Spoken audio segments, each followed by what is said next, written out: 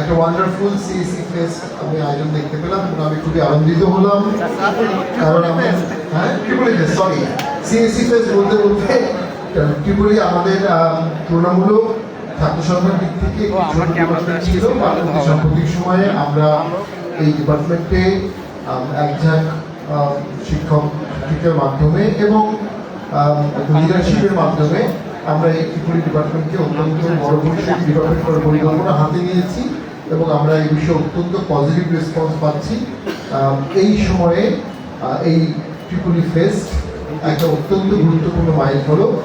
এর মাধ্যমে ত্রিপুরি ডিপার্টমেন্ট একটি বড় সক্ষমতা দেখানো, বাংলাদেশের ত্রিপুরি লিডারদেরকে গত 2 দিনে ক্যাম্পাসে নিয়ে এসে লেকচার দেওয়া, ক্যারিয়ার ফেয়ার করা এবং বিভিন্নমুখীভাবে এই ফেস্টটি ডেফিনেটলি একটা ইম্পর্টেন্ট ল্যান্ডমার্ক।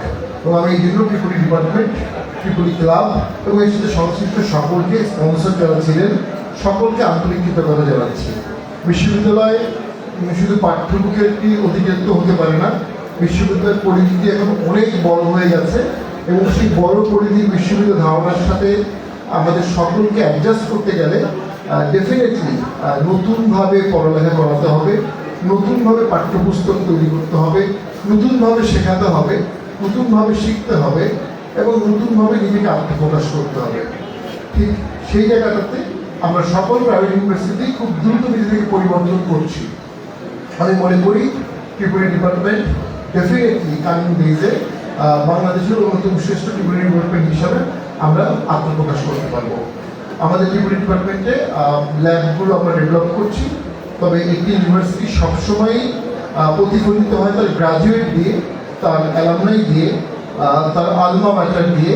তো আমরা এক্সপেক্ট করবো আমাদের অ্যালামনাইরা যেভাবে এই প্রোগ্রামে সহযোগিতা করেছে, ভবিষ্যতে আমাদের ডিপার্টমেন্টকে তৈরি করার ক্ষেত্রে, আমাদের গ্রাজুয়েটদের জব প্লেসমেন্টের ক্ষেত্রে, আমাদের কারিকুলামকে ইন্ডাস্ট্রির সাথে লিঙ্কেজ করার ক্ষেত্রে তাদের সার্বক্ষণিক সহযোগিতা আমরা পাবো।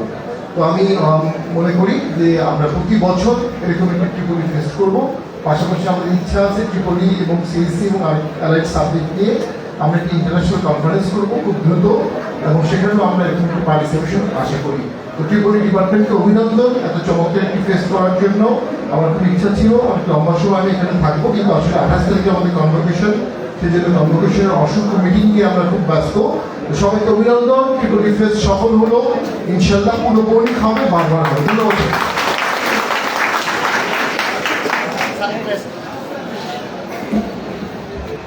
স্যারকে অসংখ্য ধন্যবাদ স্যার মূল্যবান বক্তব্য প্রদানের জন্য।